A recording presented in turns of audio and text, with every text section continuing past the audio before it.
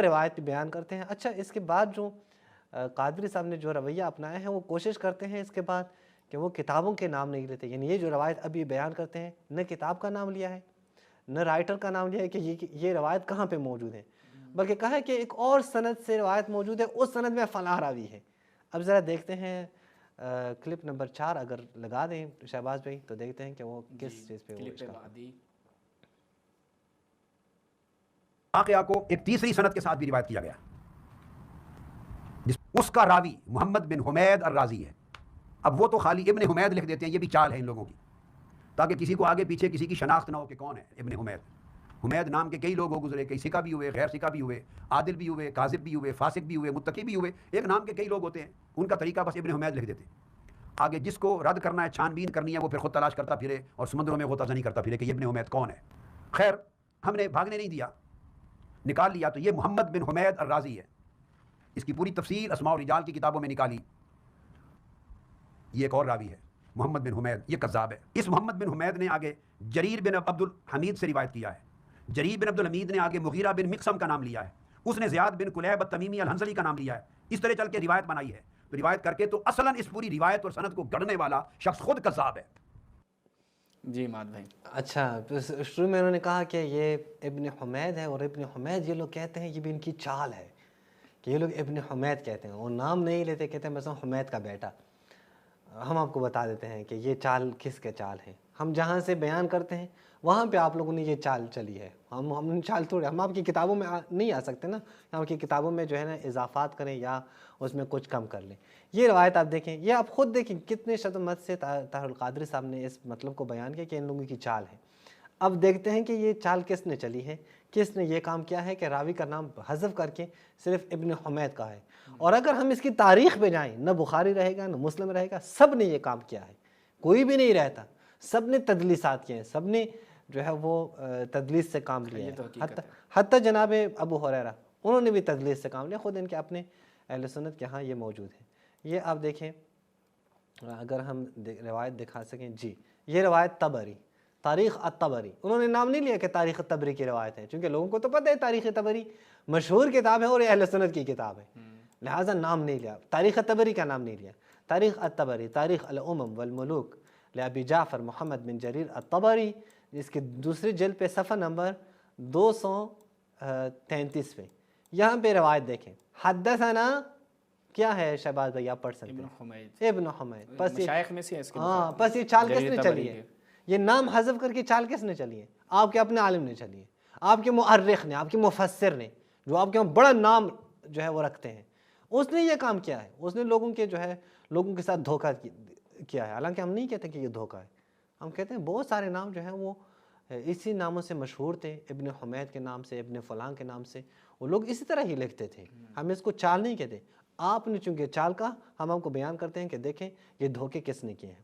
ابن حمید ہیں، حدثنا جریر، اور ابن حمید کہتے ہیں جریر نے مجھے جریر نے یہ بتایا، وہ کہتے ہیں مغیرہ ابن مقسم ہے یا کوئی اور مغیرہ ہوں گے، یہ کہتے ہیں زیاد ابن کلیب، وہ کہتے ہیں اتی عمر بن الخطاب منزل علی ابن ابی طالب، عمر بن الخطاب اور علی کے گھر پہ آئے، وہاں پہ طلحہ، زبیر اور مہاجرین کے کچھ لوگ بھی موجود تھے۔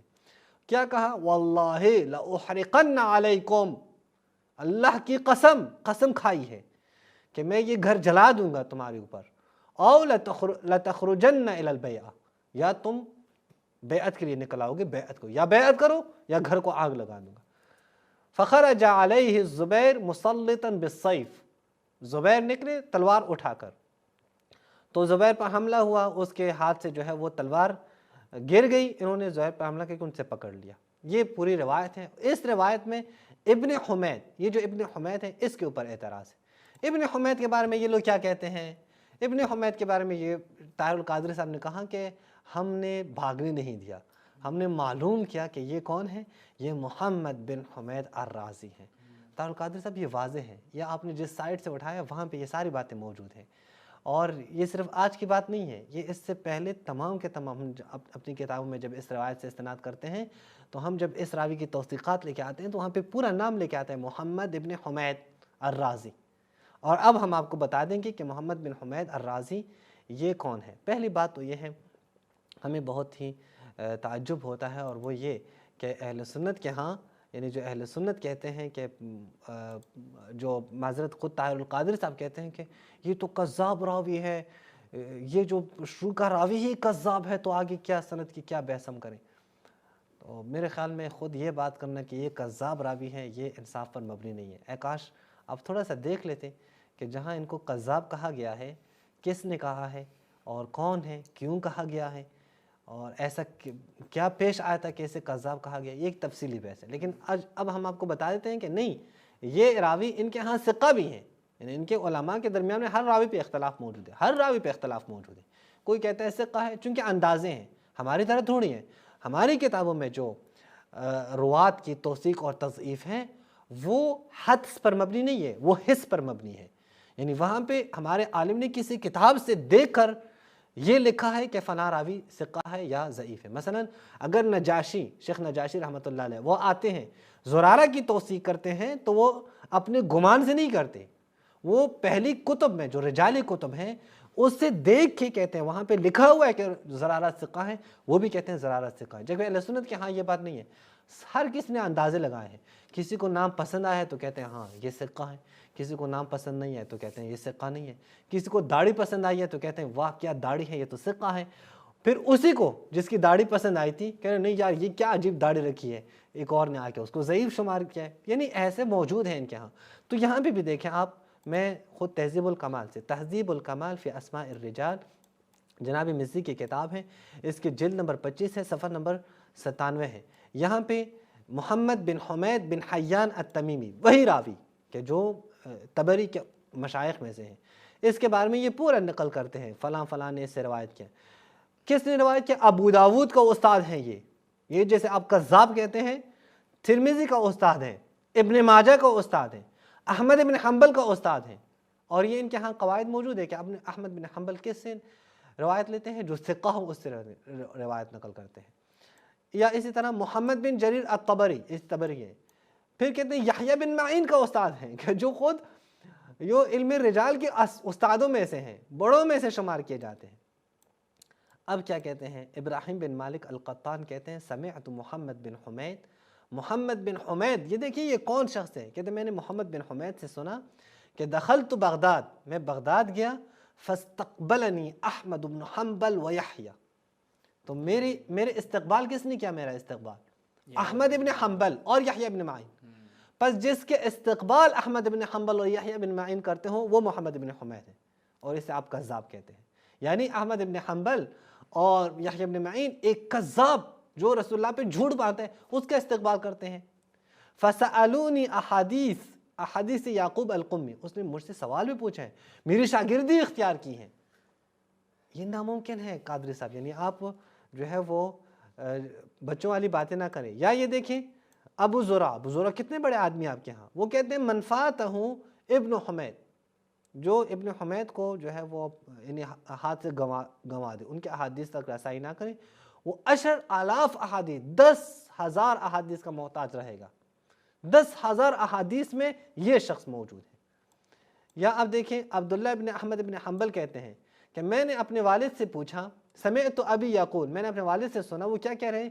لا یزال بالرئی علم ما دام محمد بن حمید حیا، جب تک محمد بن حمید ہوں گے تو رائے میں جو ہے علم زندہ رہے گا۔ یعنی آپ کے ہاں علم کو زندہ رکھنے والا شخص وہ کون ہے؟ وہ محمد بن حمید ہے، اور اس کو آپ کیا کہتے ہیں؟ اس کو آپ ضعیف کہتے ہیں۔ یا مثلا موجود ہیں محمد بن یحییٰ الذہلی، کہتے ہیں میں نے ان کو کہا کہ ما تقول فی محمد بن حمید، محمد بن حمید کے بارے میں تم کیا کہتے ہو؟ قال الا ترانی هو ذا احدث عنہ، کیا تم نہیں دیکھتے کہ میں اس سے روایت نقل کرتا ہوں؟ میں اس کو ضعیف نہیں سمجھتا، میں اس کو صحیح سمجھتا ہوں۔ پھر کہتے ہیں فلاں فلاں کی مجلس میں موجود تھا، حدثنا محمد بن حمید فقلت تحدث عن ابن حمید، ایک شخص نے کہا کہ حدثنا ابن حمید، میں نے کہا تم ابن حمید سے روایت نقل کرتے ہو؟ اس نے کیا جواب دیا؟ ما لی لا احدث عنہ، کیوں میں اس سے روایت نقل نہ کروں؟ وقد حدث عنہ احمد بن حنبل و یحییٰ بن معین، جس سے احمد بن حنبل اور یحییٰ بن معین نے روایت لی ہوں، جو یحییٰ بن معین اور احمد بن حنبل کا استاد رہا ہوں، تو مجھے کیا مسئلہ ہے، میں کیوں نقل نہ کروں؟ جی اسی طرح آپ دیکھیں بہت ساری روایت کی ہیں۔ یحییٰ بن معین کیا کہتے ہیں کہ محمد بن حمید کیا ہے؟ ثقہ لیس بہ باس، ثقہ ہے، اس میں کوئی مسئلہ نہیں ہے۔ پھر کہتے ہیں یہ ابن معین سے دوبارہ پوچھا گیا تو وہ کہتے ہیں ابن حمید ثقہ، وہ ثقہ ہے۔ اسی طرح یہ طیالسی بھی کہتے ہیں ابن حمید ثقہ۔ یہ پورے جو ہے اس کے ہاں توثیقات وغیرہ موجود ہیں۔ اب یہاں پہ جان بوجھ کر جناب طاہر القادری صاحب نے ان لوگوں کے اقوال نقل کیا ہے جنہوں نے ابن حمید کو کذاب کہا ہے۔ ہم پہلے ان کے سامنے ایک عرض کریں۔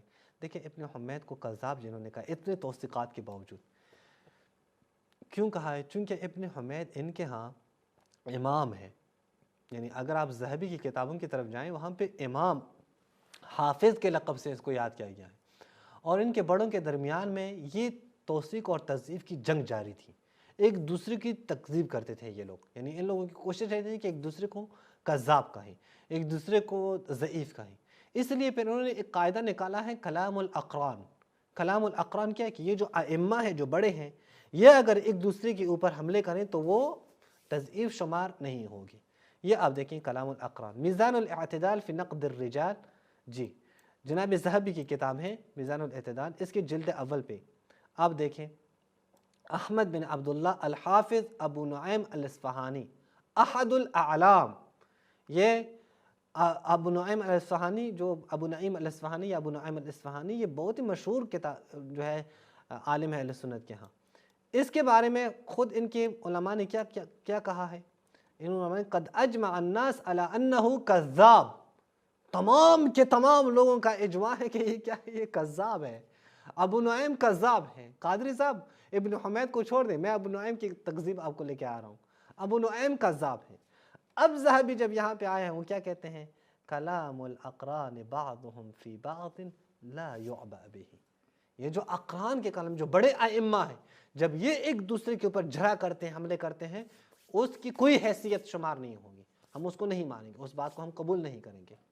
یہ آپ کے خود جو ہے یہ قواعد ہیں، یعنی ان قواعد سے آپ جان نہیں چھڑا سکتے۔ بخاری بھی دکھا دیں ان کو ضعفاء میں، جی جی احسن، یعنی موجود ہیں، احسن بخاری کے اوپر موجود ہیں، اسی طرح مسلم کے اوپر موجود ہے، کون ہے کہ جس کے اوپر موجود نہ ہو؟ یعنی ابو حنیفہ پہ موجود جی ہے، ابو حنیفہ کی تو سب سے زیادہ ابو حنیفہ کے اوپر ہے، یعنی شافعی پہ کم موجود نہیں ہے، ابو کون سا ہے جو حنیفہ نہیں جی یعنی کون بچا ہے ان جو میں آپ سے؟ کے ہاں جو ہے وہ اس کی جو ہے وہ تضعیف نہیں ہوئی ہے یا اس پہ جرا نہیں ہوئے، بلکہ ابو حنیفہ کے اوپر تو لعنت موجود ہے، جی یعنی ان کے اوپر لعنت۔ شعبہ ابن حجاج کہ جو آپ کے ہاں علم رجال کا سب سے بڑا آدمی ہے، وہ کہتے ہیں کانا یلعن ابو حنیفہ، وہ ابو حنیفہ کے اوپر لعنت کرتا اور آپ اسے امام مانتے ہیں۔ بس آپ اپنے قواعد سے پیچھے نہ ہٹیں۔ اچھا اس سے بھی بڑھ کر اب کوئی کہے گا یار کیا یہ کلام الاقران کہہ رہو، فلاں فلاں کی باتیں کرو، یہ جب بھی سند میں نہ آ جائیں ہم نہیں مانیں گے۔ اور جناب طاہر القادری صاحب جب یہی شخص آپ کے ہاں سندوں میں آئے ہیں، آپ کے علماء نے، آپ کے محدثین نے اسی روایت کو صحیح بھی کہا ہے، حسن بھی کہا ہے، یعنی آپ کے ہاں موجود ہے۔ یہ دیکھیں، یہ الجامع لشعب الایمان جناب بیہقی کی کتاب ہے، اس کی 13ویں جلد پہ صفحہ نمبر بنتا ہے 125، حدیث نمبر 10,058۔ یہاں پہ یہ دیکھیں اسنادہ حسن 10,058۔ یہ حدیث کس سے ہے؟ یہ اب دیکھیں یہ حدیث کس سے ہے۔ اس حدیث کے سند میں کون ہے؟ حدثنا محمد بن حمید الرازی۔ پس اگر یہ کذاب ہوتا تو حدیث کی سند حسن نہ ہوتی، حدیث کی سند ضعیف ہو جاتی، لیکن آپ کے عالم نے کیا کہا؟ نہیں حسن ہے، کوئی مسئلہ نہیں، یہ ثقہ راوی ہے، یا بلکہ حسن بھی نہیں، یہاں صحیح روایات بھی آپ کے سامنے میں پیش کرتا ہوں۔ یہ ہے سنن الترمذی، سنن الترمذی آپ دیکھیں، یہ جناب البانی کی تحقیق کے ساتھ، اس کے آپ حدیث نمبر 606 پہ دیکھیں، البانی نے کیا کہا ہے؟ صحیح۔ کون ہے سند میں؟ محمد بن حمید الرازی، البانی نے اس کو صحیح کہا۔ دوسری حدیث 1698 نمبر حدیث، صحیح۔ کون ہے؟ محمد بن حمید الرازی۔ تیسری حدیث محمد بن حمید الرازی سند میں موجود ہے 3732، روایت کیا ہے؟ صحیح۔ یعنی میں کتنی مثالیں آپ کو دے دوں؟ ایک دو مثالیں تو نہیں ہے، بہت ساری مثالیں موجود ہیں کہ جہاں سے واضح ہے کہ یہ شخص جو ہے یہ ثقہ راوی ہے، اس کے اوپر کوئی اعتراض نہیں ہے۔ میرے خیال میں یہاں تک کافی ہے اس شبہے کا جواب، اور واضح ہوا کہ اس سند میں صرف محمد بن حمید پہ جناب نے اعتراض کیا تھا طاہر القادری صاحب نے، اس کو جو ہے ہم نے خود آپ کے محدثین سے، آپ کے قواعد سے، آپ کی کتابوں سے ثابت کیا ہے کہ یہ ثقہ راوی ہیں، اس کی وثاقت میں کوئی شک نہیں ہے۔